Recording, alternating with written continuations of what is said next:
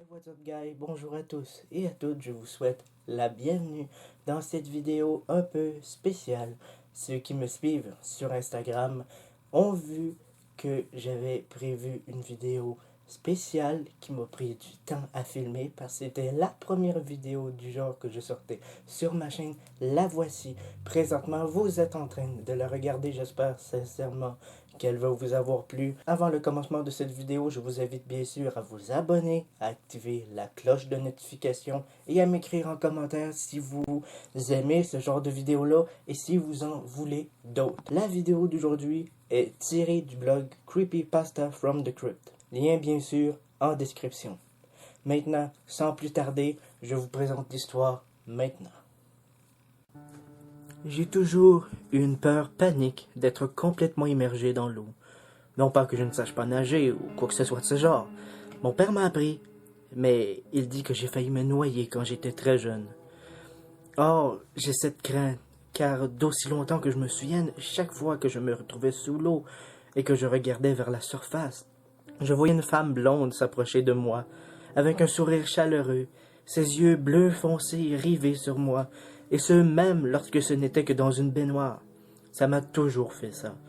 Et c'est juste devenu normal pour moi, même si en réalité, je ne m'y suis jamais vraiment habitué. C'était à la fois déconcertant et apaisant. Elle me donnait toujours l'impression que tout irait bien, mais je l'évitais toujours parce que je n'étais qu'un enfant et que c'était vraiment bizarre. Je n'en ai jamais parlé à mon père lorsque j'étais enfant. Mais je lui ai posé des questions sur ma mère, qu'il esquivait toujours. Parfois, il se mettait même en colère contre moi parce que j'essayais d'en discuter. Ce n'est que récemment que je lui ai décrit cette apparition.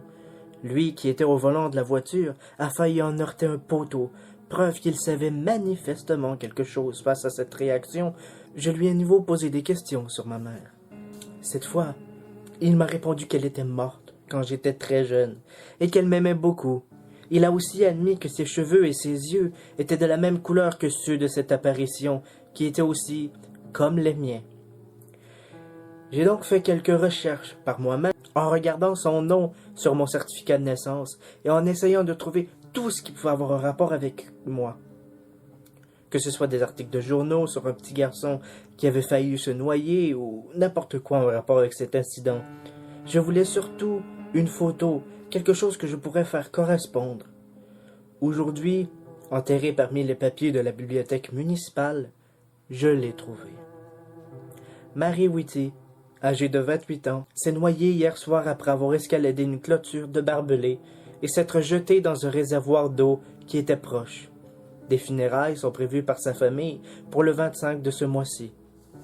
6 mois auparavant, Marie avait été internée après avoir été reconnue non coupable de tentative de meurtre pour cause de démence. Son mari, Daniel Whitty, avait agi assez rapidement pour sauver la vie de leur très jeune fils lorsqu'elle avait été retrouvée en train de le noyer dans une baignoire.